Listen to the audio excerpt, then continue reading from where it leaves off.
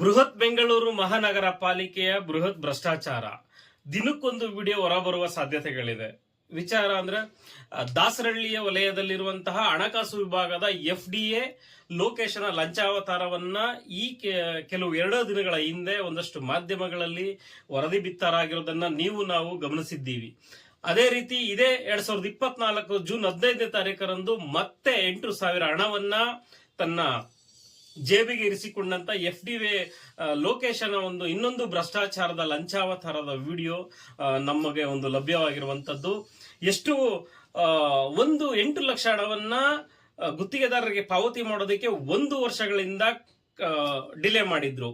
ಆದ್ರೆ ಆತನ ಪತ್ನಿ ಯಾವಾಗ ನಮ್ಮ ಹಣವನ್ನ ಪಾವತಿ ಮಾಡಿಕೊಡಿ ಅಂತ ಹೇಳಿ ವಿವಿಧ ಶಾಖೆಗಳಿಗೆ ಅಲದಾಡದ ಮೇಲೆ ಇದನ್ನ ಎನ್ಕೇಸ್ ಮಾಡಿಕೊಂಡಂತಹ FDA ಲೋಕೇಶ ತನ್ನ ಆಕೆಯ ಗುತ್ತಿಗೆದಾರನ ಹೆಂಡತಿಯ ಕೆಲಸಗಾರನ ಬಳಿ ಲಂಚಕ್ಕೆ ಬೇಡಿಕೆ ಇಟ್ಟಂತದ್ದು. ಯಾರೆಲ್ಲ ಈ ಲಂಚದಲ್ಲಿ ಭಾಗಿಯಾಗಿದ್ದಾರೆ ಅಂತ ನನಗಂತೂ ಗೊತ್ತಿಲ್ಲ. ಆದ್ರೆ ಸದ್ಯದ ಮಟ್ಟಗಂತೂ FDA ಲೋಕೇಶನ 2ನೇ ಲಂಚಾವತಾರದ ವಿಡಿಯೋವನ್ನ ನಮಗೆ ಲಭ್ಯವಾಗಿದೆ. ಆ ವಿಡಿಯೋನ ನೀವು ಎಡಭಾಗದಲ್ಲಿ ಗಮನಿಸಬಹುದು.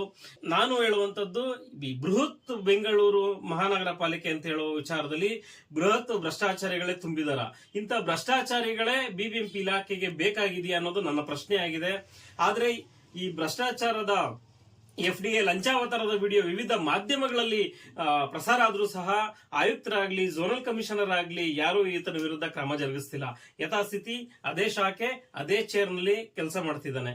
ಇನ್ನು ಎಷ್ಟು ಆತನಿಗೆ ಏನಾದ್ರೂ ಕಾಂಟ್ರಾಕ್ಟ್ ಕೊಟ್ಟಿದ್ದಾರಾ BBMP ಇಲಾಖೆ ಅನ್ನೋದು ನನಗೆಲ್ಲ ಒಂದು ಕಡೆ ಅನುಮಾನ ಬರ್ತಿದೆ. ಯಾವ ಕಾಂಟ್ರಾಕ್ಟ್ ಅಂತ ಕೇಳೋದಾದ್ರೆ ಭ್ರಷ್ಟಾಚಾರ ಮಾಡ್ಲಿ, ಆ ಲಂಚದ ಹಣದಲ್ಲಿ ನಮಗೂ ಒಂದಿಷ್ಟು ಪಾಲ್ ಕೊಡ್ಲಿ ಅಂತ ಏನಾದ್ರೂ ಇದನ್ನ ಅಲ್ಲೇ ಇರೋದಕ್ಕೆ ಅವಕಾಶ ಮಾಡಿಕೊಟ್ಟಿದ್ದಾರಾ ಅನ್ನೋದು ಎಲ್ಲ ಒಂದು ಕಡೆ ನನಗೆ ಇರುವಂತಹ ಅನುಮಾನ. ವಲಯ ಆಯುಕ್ತರು ಒಂದಷ್ಟು ವಿವಿಧ ಸರ್ಕಾರ ಮಟ್ಟದಲ್ಲಿ ಕೆಲಸ ನಿರ್ವಹಿಸಿರುವಂತಹ ಝೋನಲ್ ಕಮಿಷನರ್ ಅವರು, ಆದ್ರೆ ಯಾಕೋ ಈ ಭ್ರಷ್ಟ FDA ಮೇಲೆ ಕ್ರಮ ಜರುಗಿಸೋದಕ್ಕೆ ಹಿಂದೇಟಾಗ್ತಿರೋದು ನೋಡಿದ್ರೆ ಎಲ್ಲ ಒಂದು ಕಡೆ ಸಾಕಷ್ಟು ಅನುಮಾನಗಳಿಗೆ ಎಡೆ ಮಾಡಿಕೊಡ್ತಿದೆ.